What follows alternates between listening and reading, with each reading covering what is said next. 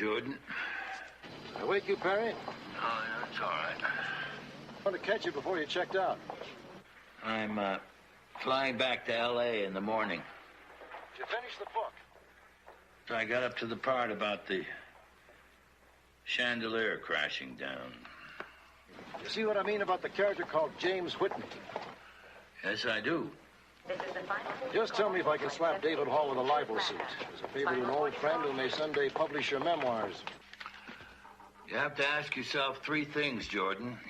First, is anyone else going to see similarities between the Whitney character and you? Everybody who knows me will. That's a lot of people. Was there any malicious intent on David's part? There sure was. Well, he thinks he got a raw deal when he published his last book. This is his way of getting back at me. Third, don't you think you should at least talk to him before you go suing him? He's one of your most profitable writers, isn't he? Of course. The troublemakers always are. All right. He's asked me to fly to Colorado this weekend to meet with him. This will be the first item on the agenda. Are you going to be someplace where I can reach you? Jordan, you don't need me for this. Use one of your attorneys. You've got me in enough trouble with David as it is. My plane's about to leave, Perry. I'll talk to you in Colorado. Jordan?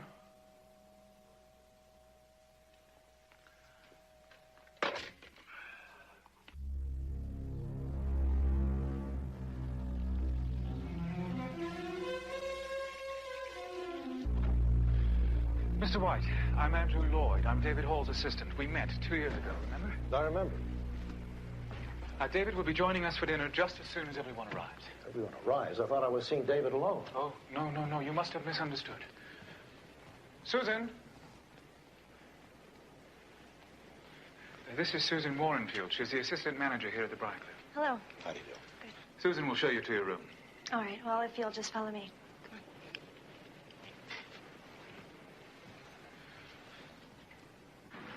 Okay, here we are. Why do I get the feeling nobody's here? Mr. Hall has taken over the hotel for the weekend. Are you related to the Warrenfield that built the place? Yes, my grandfather. Family still have it? No, they haven't for years. Actually, I just started working here about 3 weeks ago. I finished hotel management last fall. Here you go. Here's your room. Here you go. If you need anything, just let me know, okay? Thank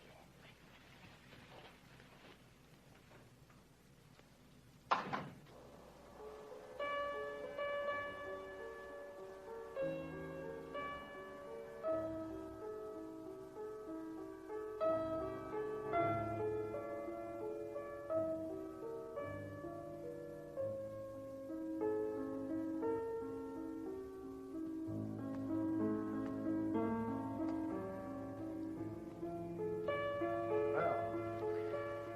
Looks like we're dining together. Have a seat, Mr. White. Do I know you?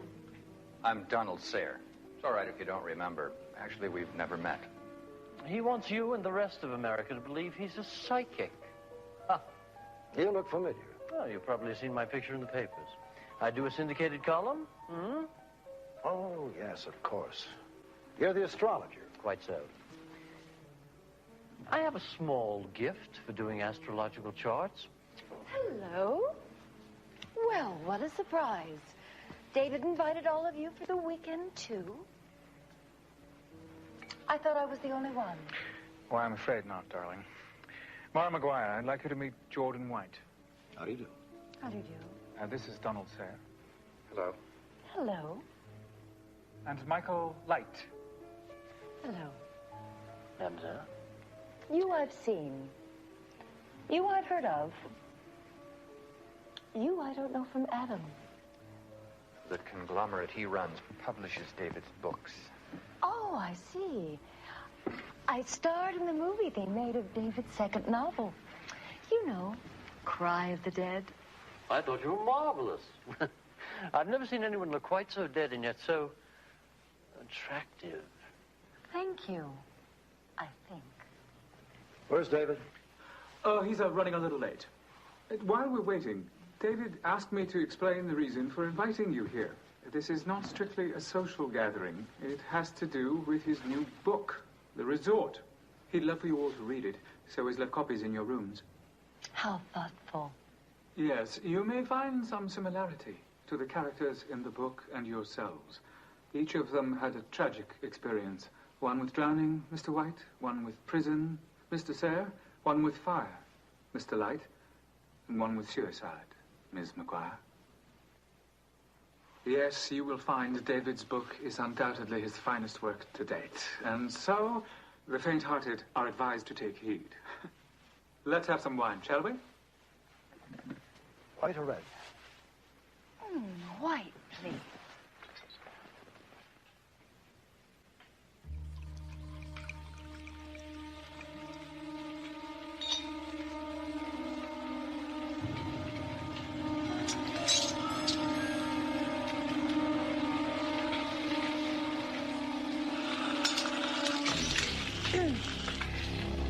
You tell your employer I've lost my appetite and my patience. If he wants to see me, it'll have to be in the morning.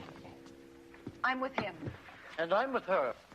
No, wait, please. David said he'd be right down. This is just one of his silly practical jokes. You know David. Yes, don't we?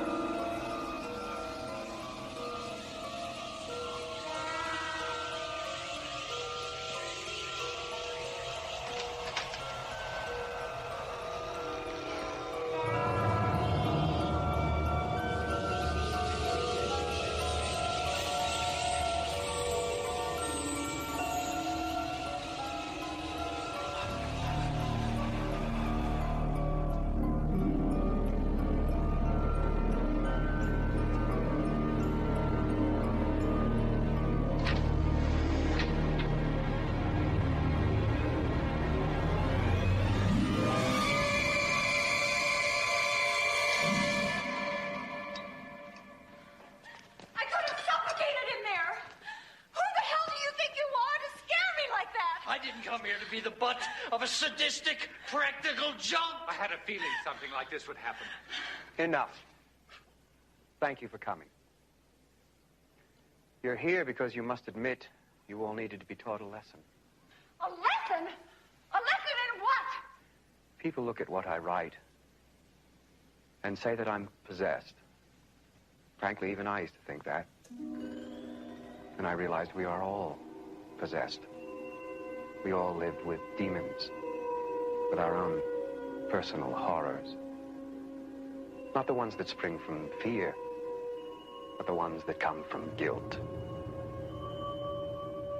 Some of you are frauds, or fakes, or cheap imitations. And it's what you really are that haunts your dreams. You are your own worst nightmare. You maniac! And not to overlook those of you who have your own flesh and blood on your hands. You're sick. Mr. White, Mr. White. Please, nothing to do with you. Or anything you write. I'll see you in hell first.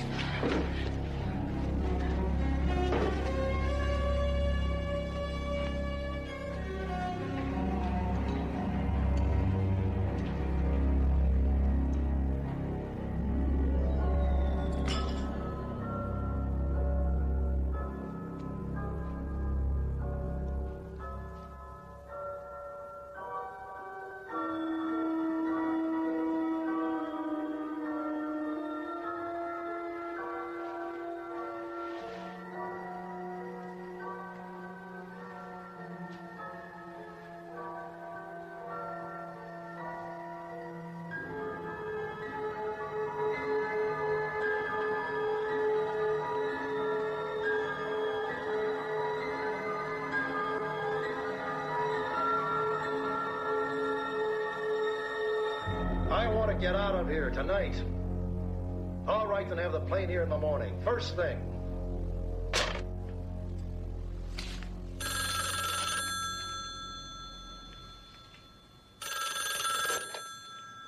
Hello?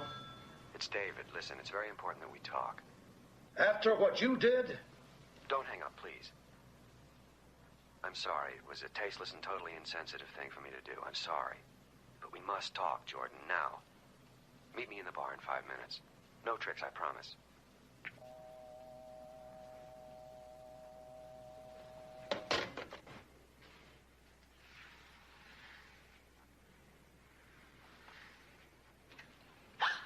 Oh, God, Mr. White, you scared me. You scared me. What were you doing down there? I was taking inventory, the last of my daily duties here. If you want a nightcap, I'm afraid you're too late. Hello? Yeah, 1 second. It's for you. Hello? I want you to take the elevator to the top floor. Get off, take the stairs to the door to the left, and meet me there.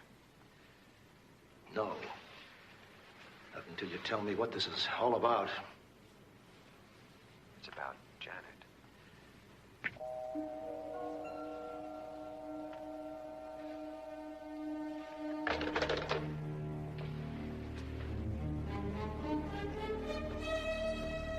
Good night, Mr. White.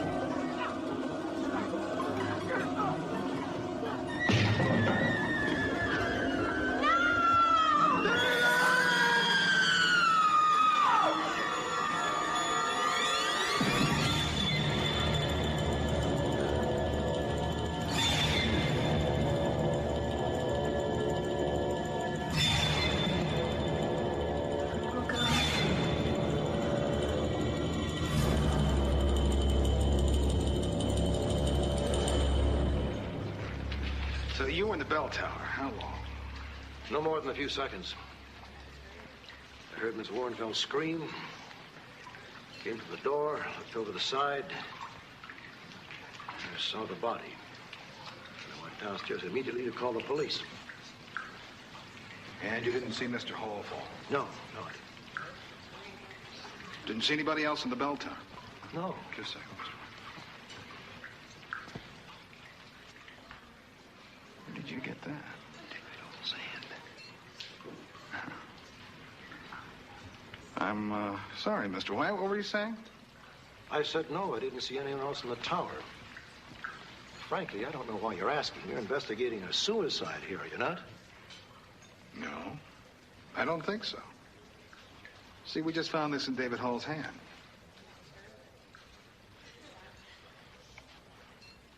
Very attractive blonde you're with, Mr. White. You see, I think there was somebody else up there in that tower with Mr. Hall. I think he and Mr. Hall argued over this picture. And it was torn when Mr. Hall fell. No.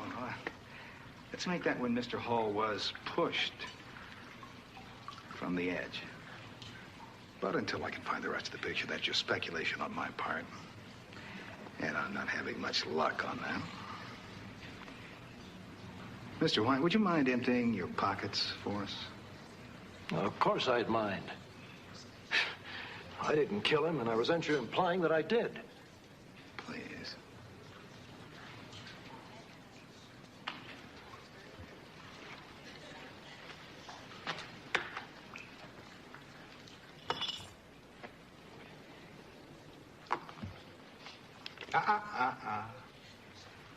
I'll take that. Have a seat, Mr. White.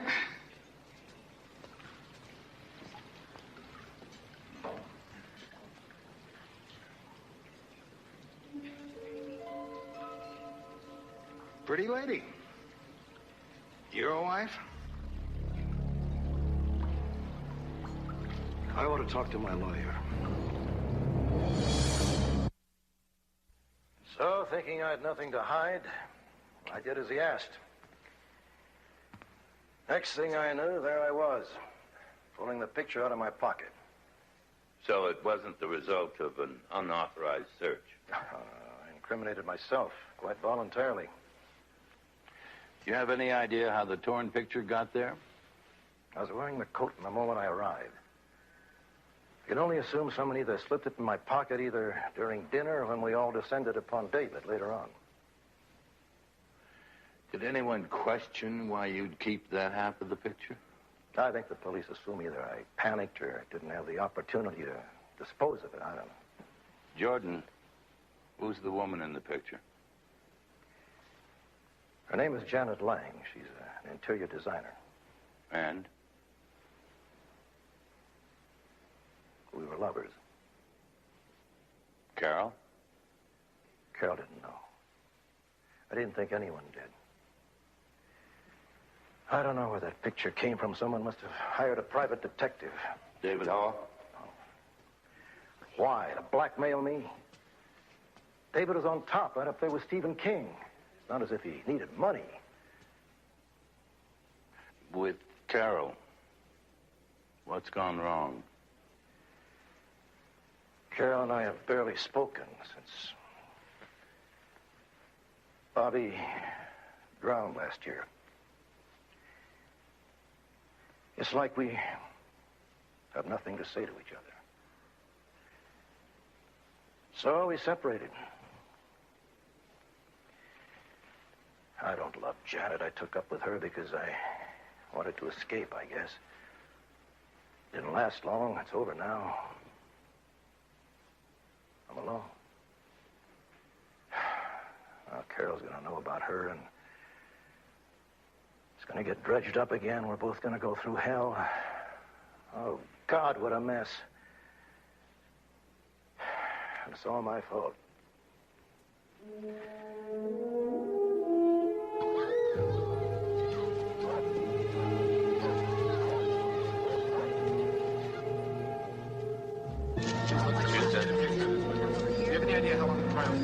Just to the right. Yeah, I've got to get this. I'll see you back there. Tell Adela. How are you? Fine, thank you, Jordan. Sorry we're meeting here. Yeah, so am I.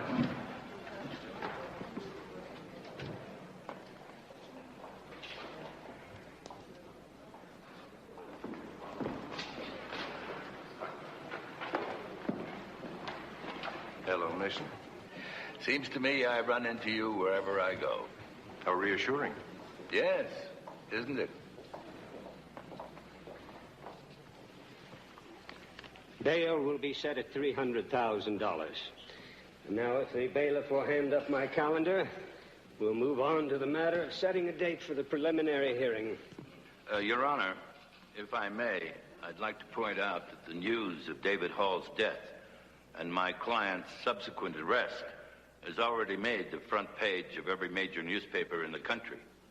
And you would like me to consider a change of venue because of the pretrial publicity? Actually, I believe that unless we move quickly, the members of the news media who will descend upon this community will make it difficult, if not impossible, for any of us to do our jobs. Mr. Reston? Your Honor, the prosecution is confident that it will have no problem proceeding in its case against the defendant, no matter how swiftly Mr. Mason would have the wheels of justice spin. Very well. Then the preliminary hearing will be held in this court on March 15th at 9 a.m. Thank you, Your Honor. Next case. And thank you, Mr. Reston.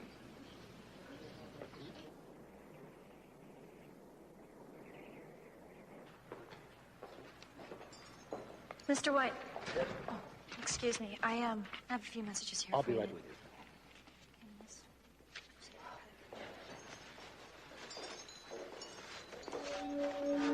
What is it? Deja vu, I guess.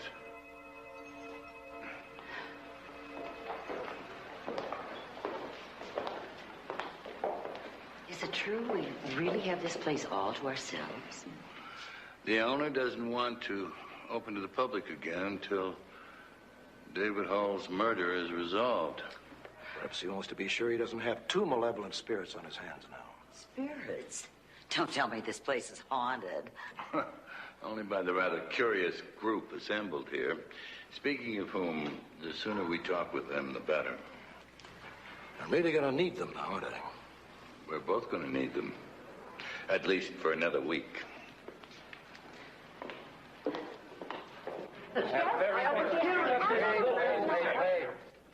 Legally, of course, you're under no obligation to stay. We can interview you over the phone or subpoena your testimony if necessary. But frankly, it will look much better for you if you do stay. At this point, all I'd like to do is get out of here. I'd be very grateful if all of you stayed. You know how grateful I can be. I'll stay. No problem. Willing to let bygones be bygones? All right, you can count on me, Jordan.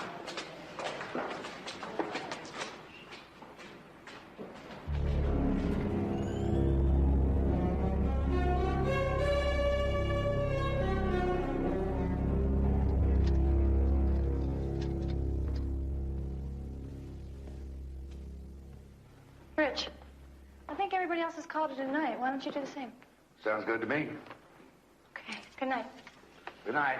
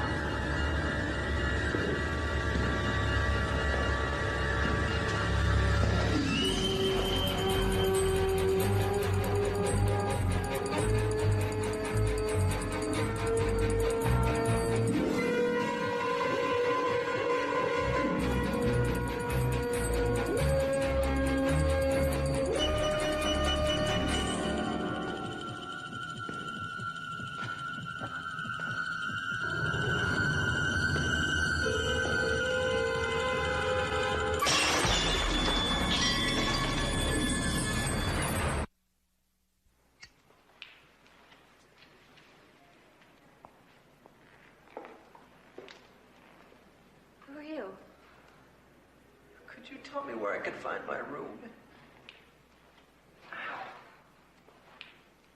Didn't anyone tell you I was coming? Oh, yes, they did, but, well, it got to be so late, I just figured that you weren't gonna show. Paul Drake, right? Yeah, and you are? Susan Warrenfield. God, I am so sorry. Are you okay? I'm fine. This is not pre-Columbian art, I hope. Look, why don't I let you into your room and you can get a key in the morning, okay? Okay.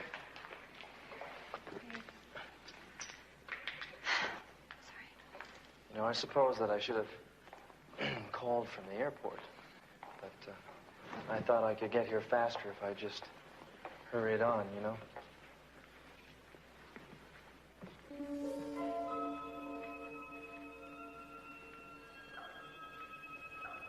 You all right? What? Boy, I must have really frightened you, didn't I? No, I'm fine. I'm okay, really.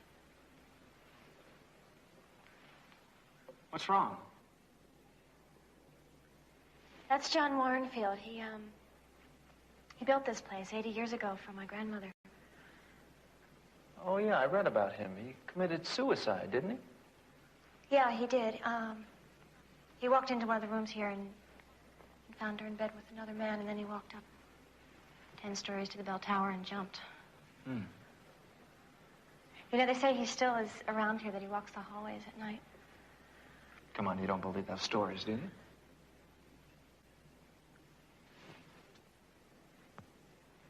Tonight, just before you came in here, I was looking at this portrait of my grandmother, and it looked like she almost started to cry. Well, she's been hanging there a long time, probably. You'd cry, too. Yeah, I suppose so. Shall we go? Yes. I'll show you.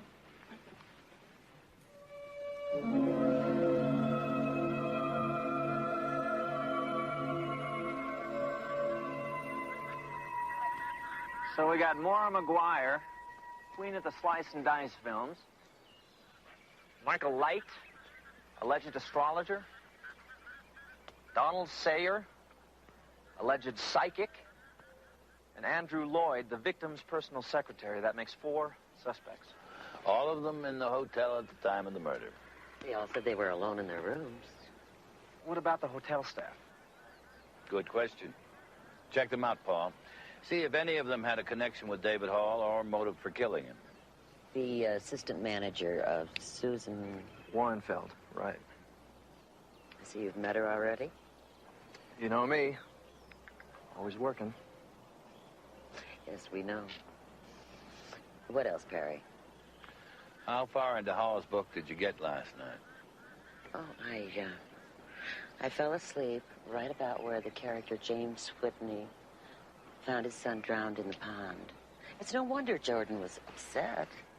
Then you're past the house fire, part about the man in prison, and the woman who committed suicide. Sounds like a fun book. We know our 4 suspects or characters in the book. We need to know all about them. Everything. Della, why don't you handle that? I'll look in my crystal ball. After that, call Jordan's office. His staff can get you whatever you need. Right. And where will you be, Perry? Andrew Lloyd said he'd meet me at Hall's place in 1 hour. Be careful, Perry. I hear his digs are very strange. He lived in a house, Paul. What's so strange about that?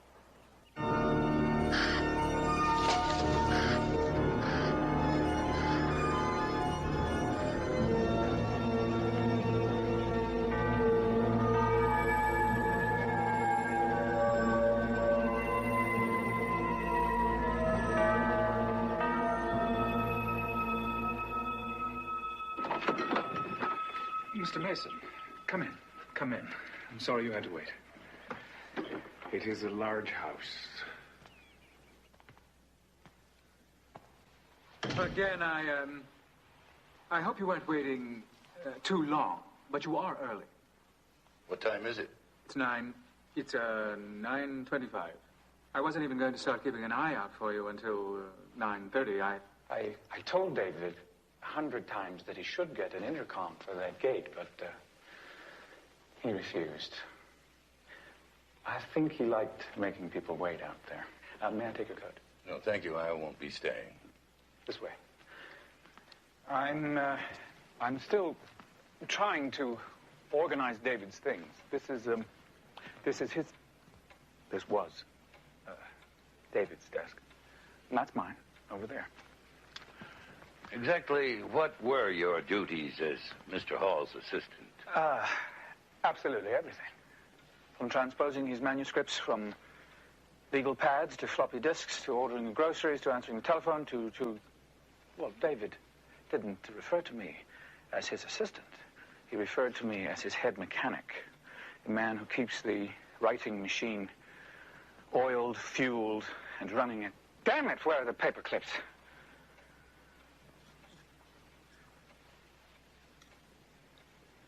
Thank you. David's death has me rattled. I can barely function.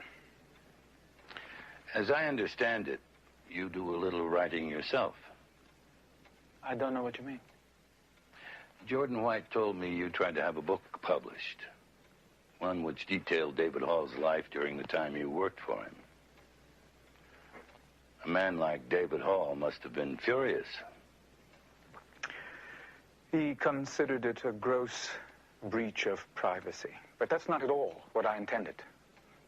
Then there's something his attorney told me yesterday. What was that? David Hall left you his entire fortune. Yes. I withdrew the book from publication. I turned all copies over to David, and I told him that I had made a terrible mistake, and he forgave me. Perhaps he did. Or perhaps you simply killed him before he had a chance to change his will.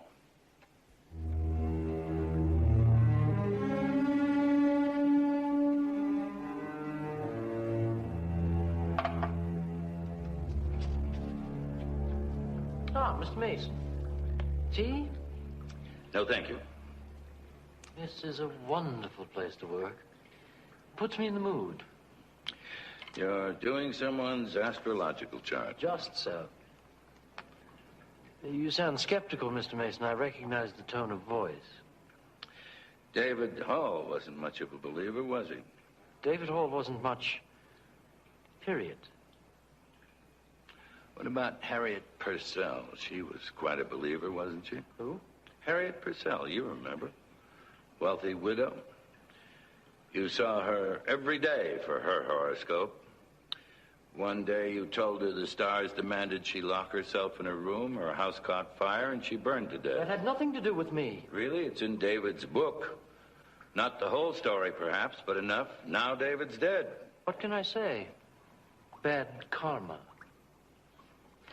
Which is not to say that I killed him.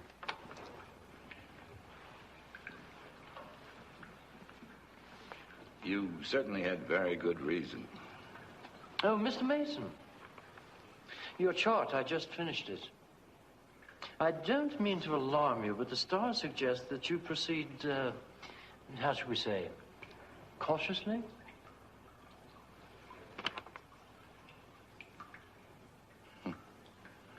I always do.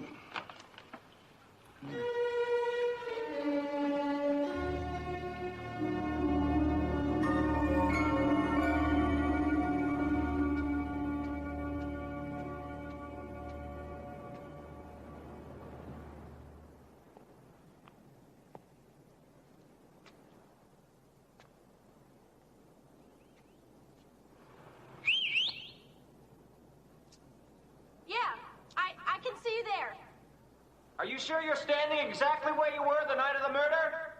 Uh-huh. All right, go back in. I'll meet you downstairs. Okay.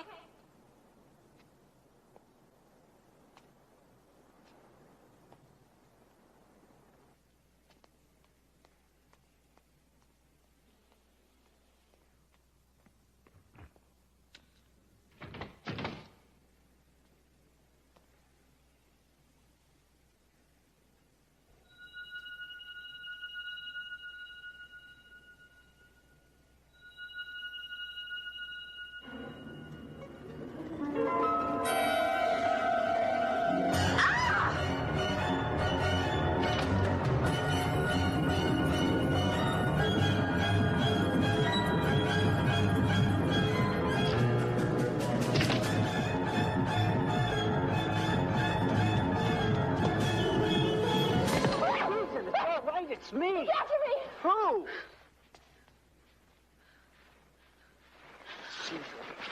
Crying out loud, girl. This is a painting. Paintings do not come to life. This one did. That's it for me. I'm out of here. I'm getting as far away from here as I can. What someone wants you to do, Susan. Why? Because you're a witness to a murder. It has something to do with that. What? What are we supposed to do? Huh? Someone's doing a number on you. Let's find out who's here and who's not. Come on.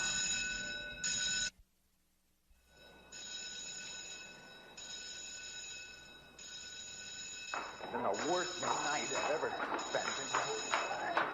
I don't know.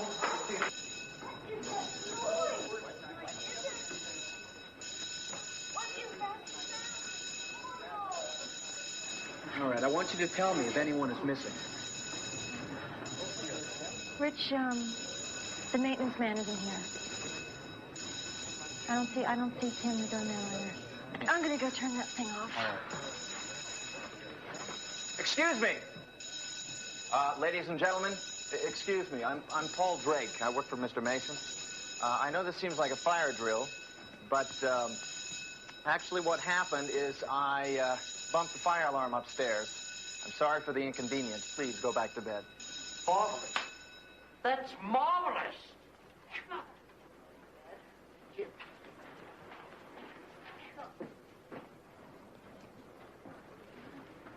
Well, now that the party's over, will you walk me home? Something I want to do here. I'll be up shortly.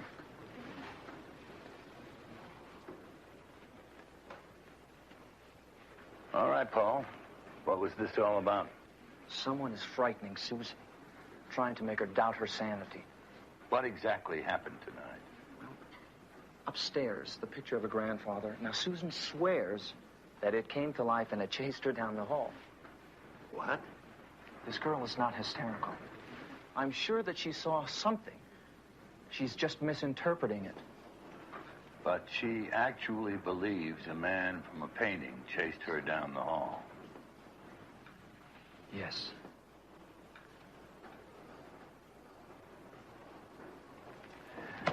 Thank you, Paul.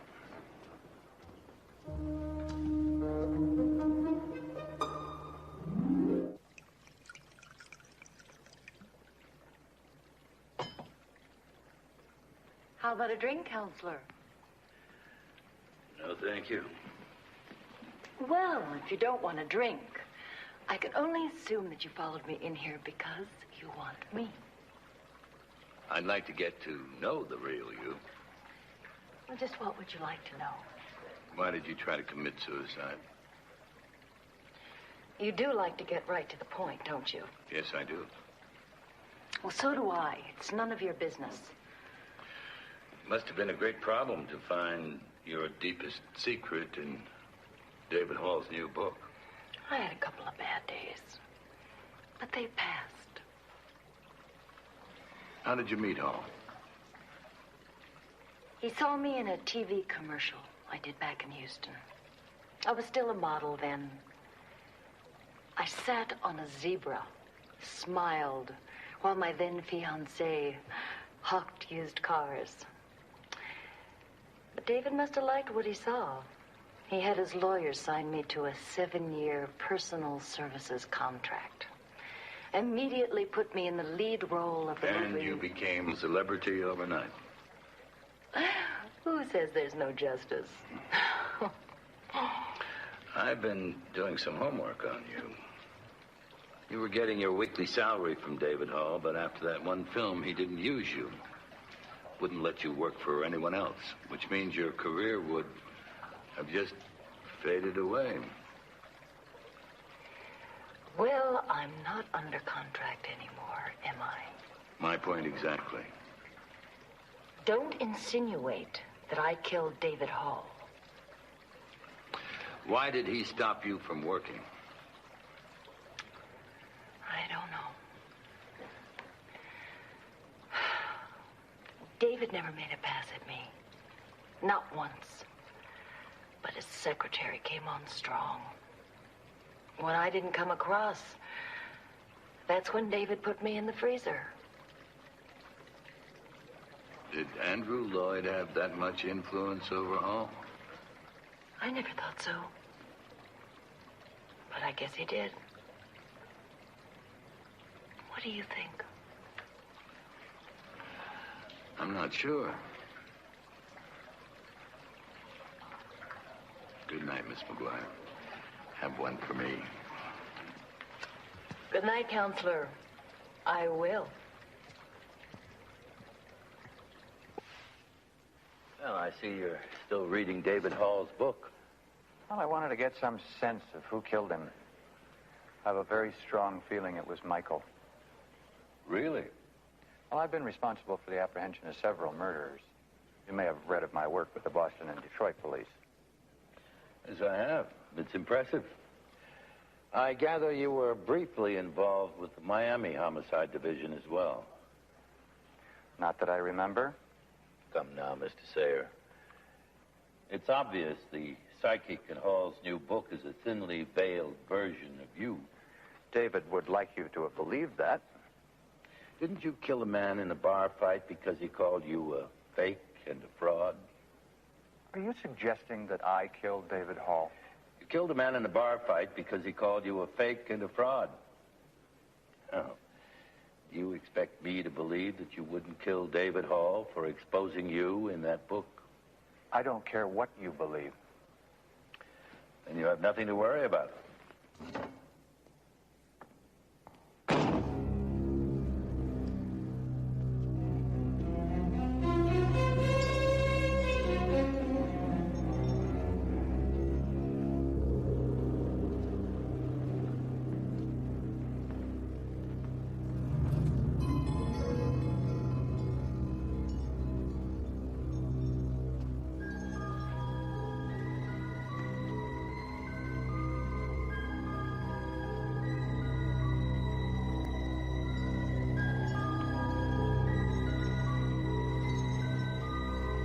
Harry.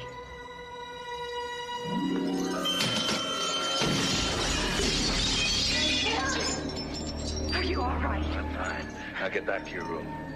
But I... Now look, I think you just saved my life, but get back to your room.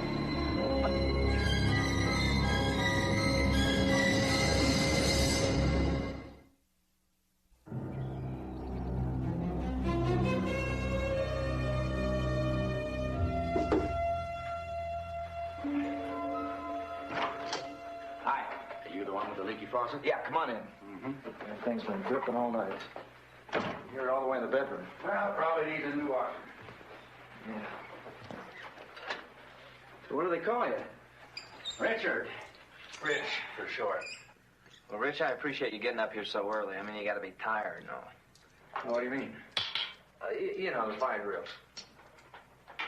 Well, actually, me and a friend sort of played AWOL last night. Drove into town for a few beers. Is that right? Well, I had no idea there was any place around here to do that. Where'd you go? Oh, lots of places, no place in particular. Huh. Here it is. What is it, bad washer? Not a bad washer, missing. Well, it goes to show you that strange things do happen in this hotel, don't they?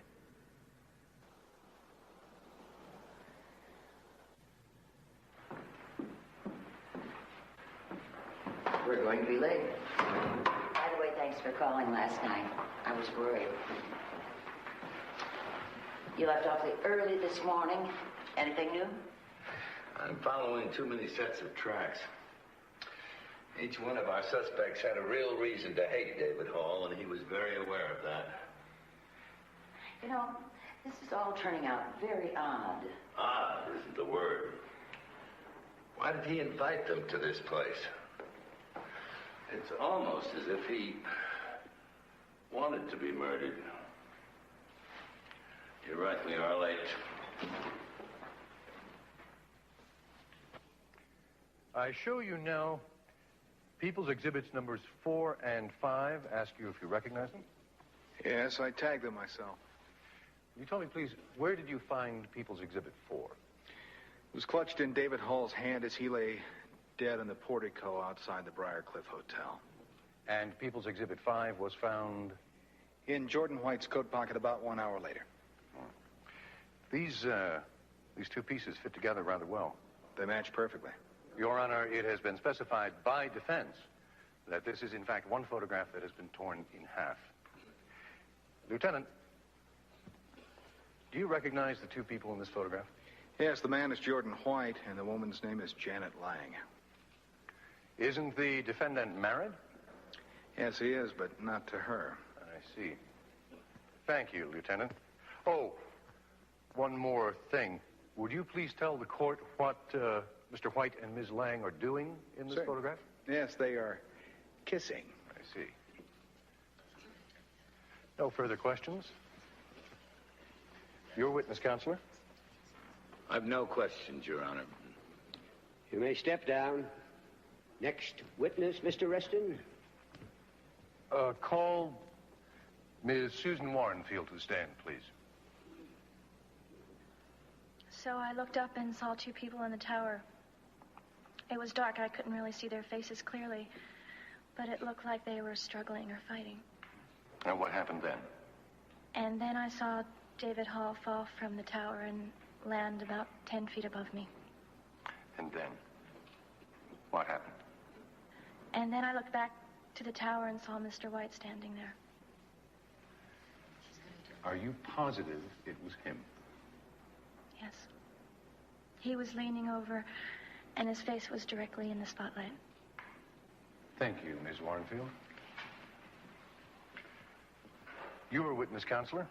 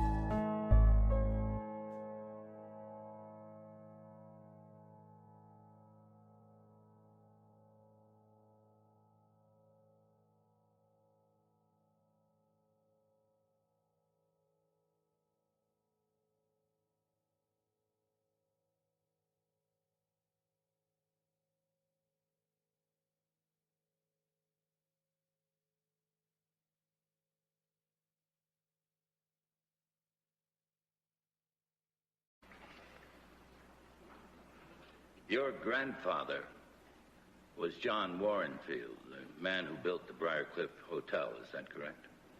Yes. Would you please relate to the court the circumstances under which your grandfather died? Objection. Relevancy. The relevance of my question will become clear just as soon as Miss Warrenfield answers it, Your Honor. Overruled. Miss Warrenfield, I know this is difficult for you. Please take your time. My grandfather committed suicide by jumping from the bell tower at the Briarcliff Hotel. So, knowing what happened to your grandfather, you must have been particularly upset when you saw the man falling from the tower that night. Yes, it was pretty strange. All I remember is screaming and thinking for a moment that it was my grandfather. Which, of course, is impossible. He's been dead for 70 years. Unless you believe the legend that says the spirit of John Warrenfield still walks the halls of the Briarcliff Hotel. Do you believe that legend, Miss Warrenfield? Yes. Why? I've seen things. What kind of things?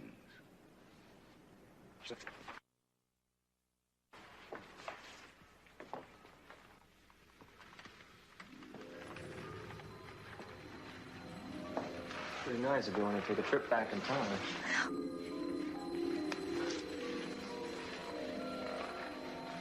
Did you turn on these lights? No, I did not.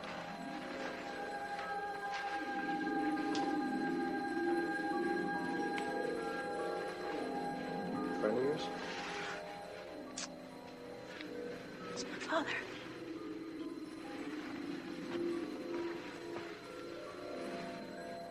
You know, I'll bet whoever turned on these lights was coming in and out of these doors.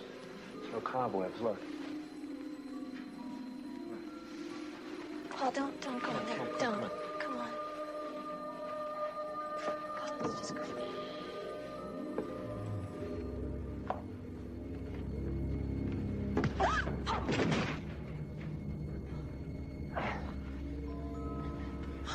Oh, God. Get this off.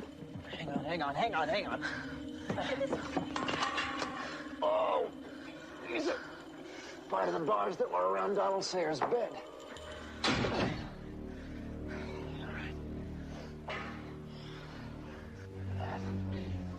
Here's the mannequin that Jordan White saw. In this casket. Does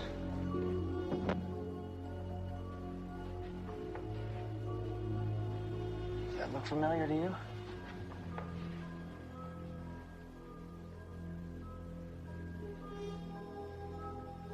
Of course, it's the makeup.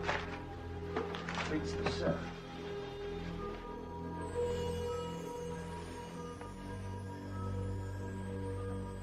You mean that thing that chased me down the hall was just a man dressed up in a costume?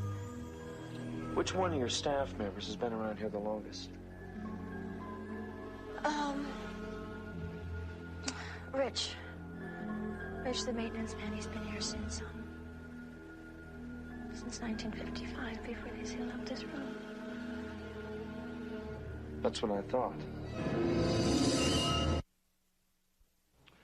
Dr. Froman, you have a PhD in psychiatry, is that correct? Yes. And you've practiced psychiatry for how many years? Oh, I've been in private practice for a little more than 30 years. Dr. Froman, did you know David Hall? I never met the man, but I feel like I know him. Why is that? Because, at your request, I've reviewed his life history, studied his novels, interviewed his acquaintances, and otherwise analyzed his behavior. In effect, you've performed a psychiatric autopsy. Objection irrelevant. Mr. Mason is again putting the victim on trial. There are precedents for this type of testimony? I am familiar with the precedents. And so am I. You may proceed, Mr. Mason. Thank you, Your Honor. What, in your expert opinion, was David Hall like, Dr. Froman? He was a man beset by demons, by feelings and compulsions over which he had little control. He was a driven, angry man. Was that anger directed at others or at himself? Well, his tendency to enter into self-destructive relationships, as well as his habit as a writer of killing off his main characters, led me to believe his rage was inner-directed. He hated himself. Why would such a man invite 4 people who all had a reason to dislike him to spend the weekend with him at a hotel? I don't know.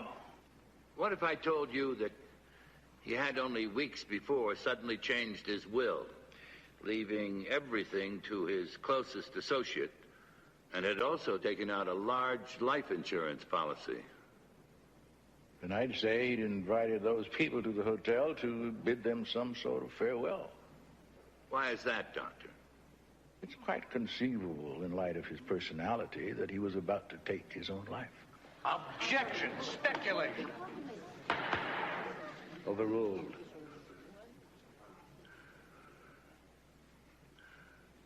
Thank you, Doctor. No further questions. Paul, you can't do this. I could lose my job. Sorry, Susan.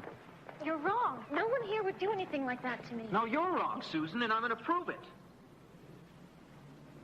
Paul, wait a minute.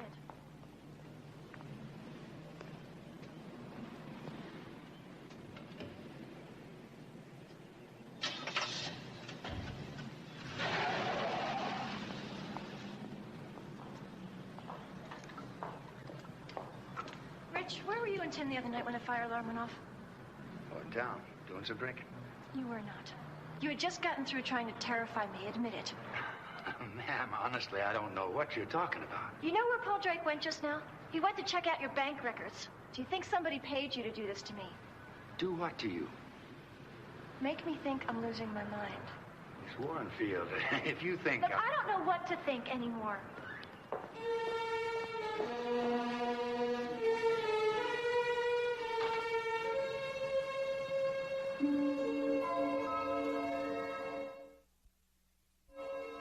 I was David Hall's assistant or personal secretary, if you prefer, for 7 years.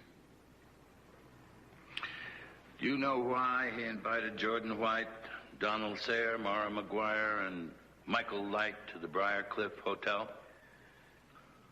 He had things to discuss with each of them concerning his latest book, The Resort.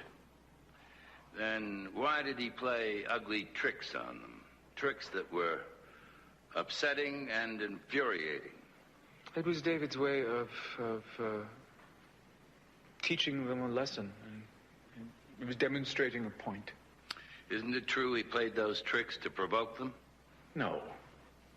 To make them want to get back at him? Perhaps even kill him? No, that's outrageous. But he wrote a new will, closed out his corporations, took out a new life insurance policy.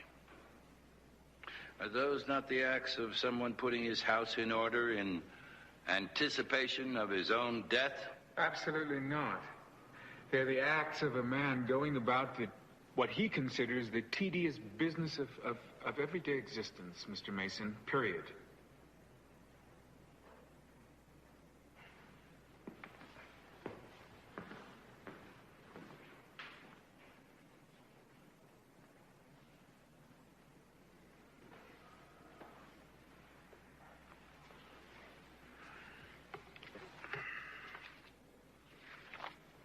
Let me ask you this, Mr. Lloyd.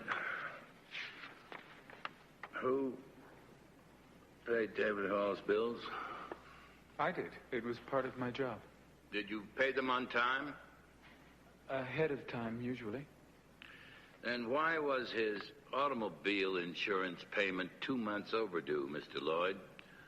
Doesn't allowing an insurance policy to lapse further indicate that he did not intend to live much longer? You are so wrong, Mr. Mason.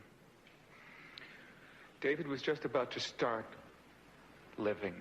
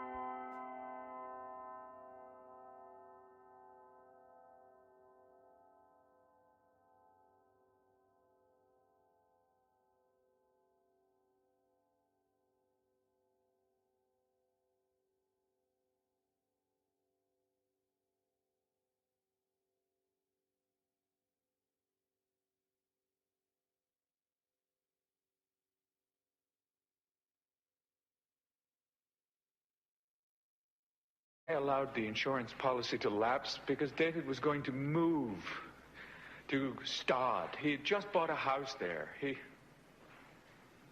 was going to start over. See, the doctor was right.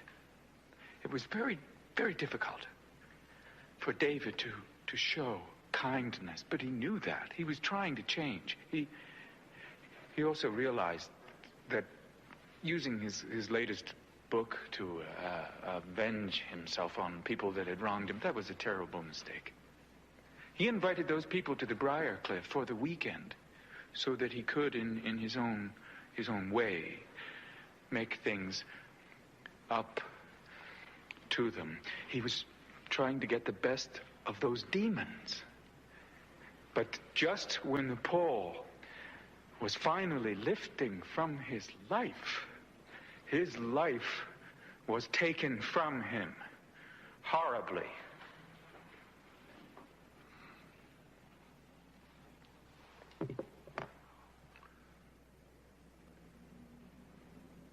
I have no further questions, Your Honor. I do.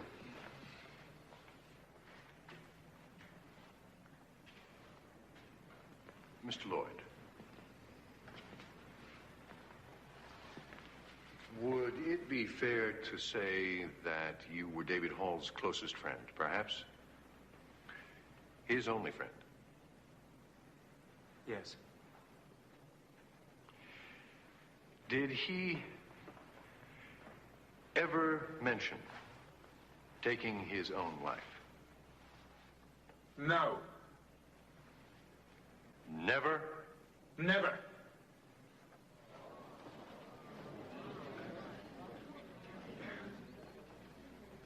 No further questions?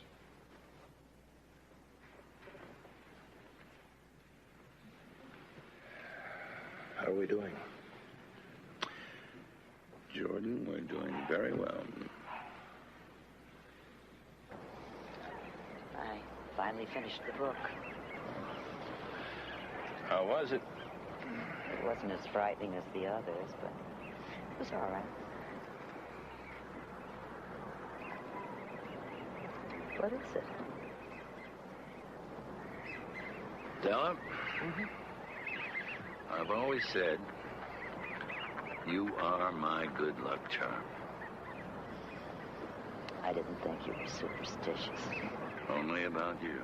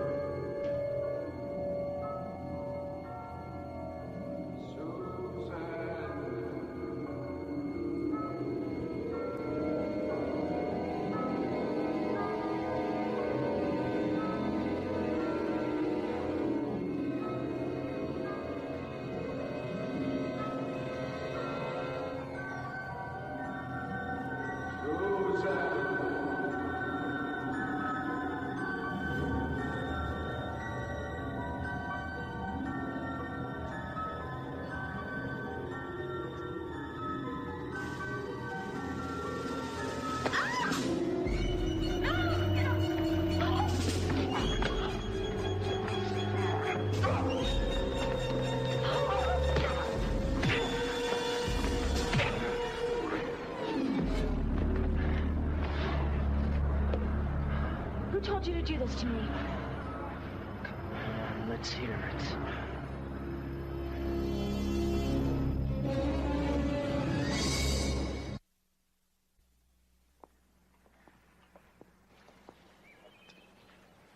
Susan, it has to be what you haven't remembered. I don't know what it could be. There must be a reason that Rich tried to kill you. Now, think back to the night of the murder. Mr. Mason, I've been over this 100 times. There was something you saw. Some small detail. Susan, there has to be something. I told you, I don't know. All right. With your permission, I'd like to put you back on the stand. What? All right, Susan. Ms. Warrenfield, I'd like you to tell the court once again what you saw the night of the murder. Only this time, I want you to sit back, relax, let your thoughts drift, and your mind think only about the facts that occurred that night. Your Honor, Mr. Mason isn't questioning this witness. He is hypnotizing her. Your Honor, I'm not really doing that. We all know this.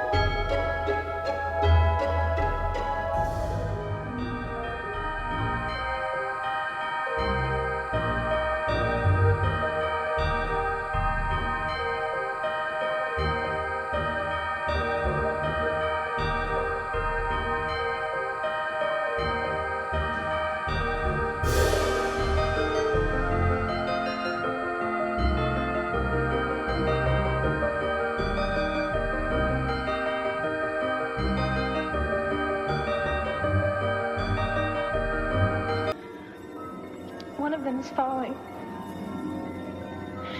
He's falling out of the tower. It's David Hall. He's screaming. I don't understand. My God, he's gonna hit the ground. You're all right, Susan. You're all right. You're just watching and listening. You're just observing. I don't understand. David Hall is falling from the tower. What is it you don't understand? What he's yelling as he's falling, I can hear him even though I'm screaming too. What is he yelling? He's yelling David. Why is he saying his own name?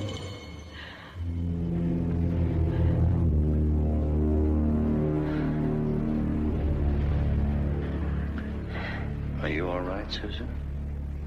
Yes. I'm fine. Thank you, Ms. Warrenfield. That's all. Susan, thank you.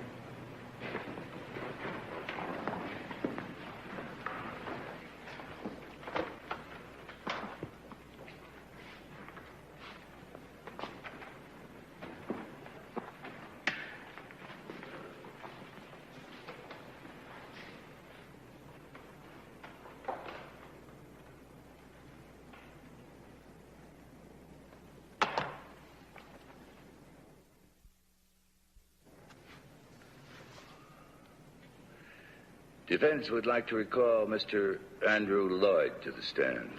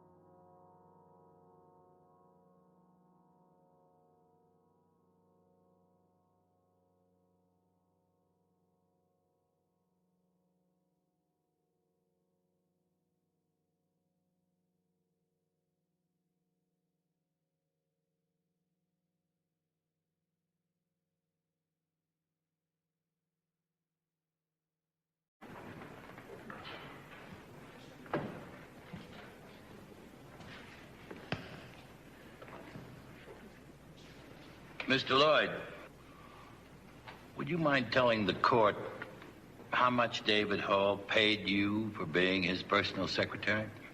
$100,000 a year. That's a huge amount for a secretary. Yes. I had become quite indispensable to David, and I dare say that he would have paid me anything to entice me to stay on. You may have been indispensable, but you weren't exactly loyal, were you, Mr. Lloyd? What do you mean? I mean the unauthorized biography of David Hall written by you. That was a terrible mistake. Something for which I am sorry even to this day. Oh. There's no harm done, is there? The book was never published, and David had you destroy all copies, didn't he? Yes, that's right. Except this one. The one you secretly left with the publisher. It's all right. David Hall will never find out now. I'd forgotten about that. Would you please tell the court how your manuscript begins, Mr. Lloyd? Just the first sentence. I can't. I don't remember it. Every writer I've ever met says the first sentence of every book they write is impossible to forget because it's the most difficult one to write. I wrote that well over a year ago. I don't remember it.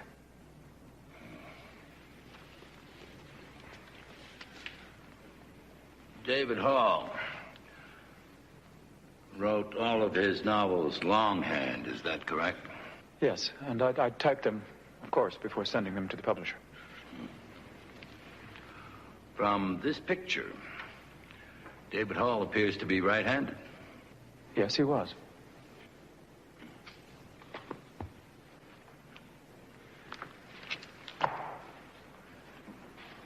Mr. Lloyd, I call your attention to this handwritten manuscript of The Resort, written by David Hall. From the way the letters are slanted, it would appear to me it was written by someone left-handed. Yes. What time is it, Mr. Lloyd? Well, it's 9:53. You wear your watch on your right wrist. Yes. You're left-handed, aren't you? Yes, but... I noticed that when I interviewed you at David Hall's house. I also noticed you didn't seem to know your way around your own desk. Well, that's because I was upset. It's because it wasn't your desk.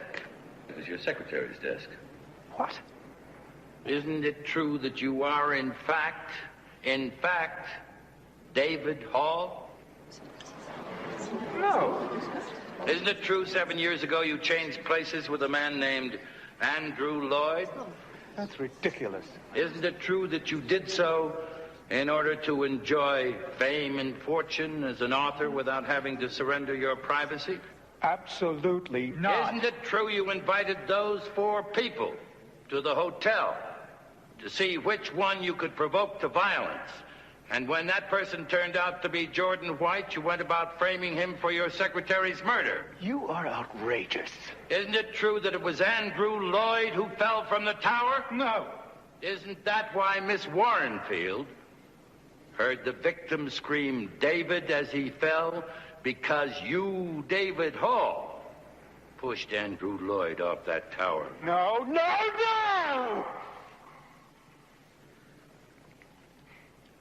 I defy you to prove any of this. Isn't it a fact? We could take a sample of your handwriting, have it compared to that manuscript. Isn't it a fact that that comparison would prove that you are David Hall?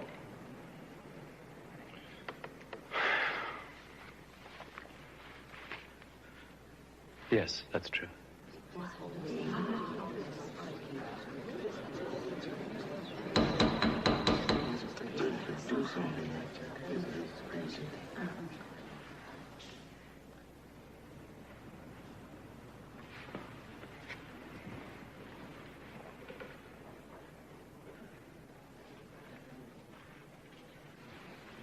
No, you transferred all your assets to Andrew Lloyd, the man you pretended to be for 7 years. Then you killed him.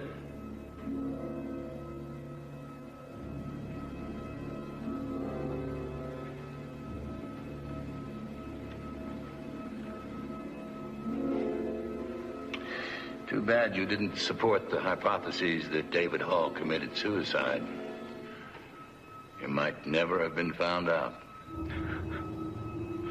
I wanted the world to remember David Hall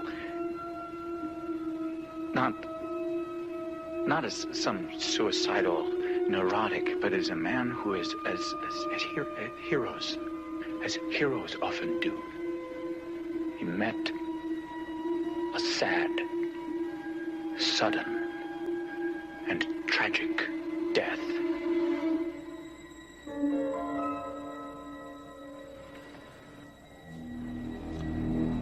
Your Honor, the people move that the charges against Jordan White be dismissed. Very well. All charges against Mr. White are hereby dropped. Case dismissed. Please take Mr. Hall into custody.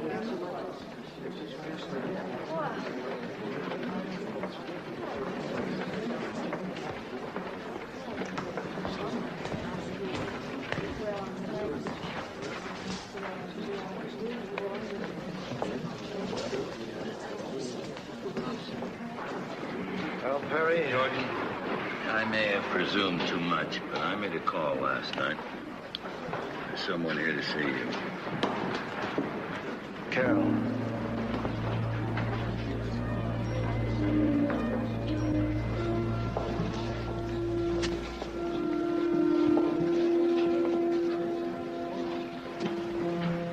This case had all the earmarks of a very bad dream. You'll never know, Counselor. Someday I may tell you the whole story.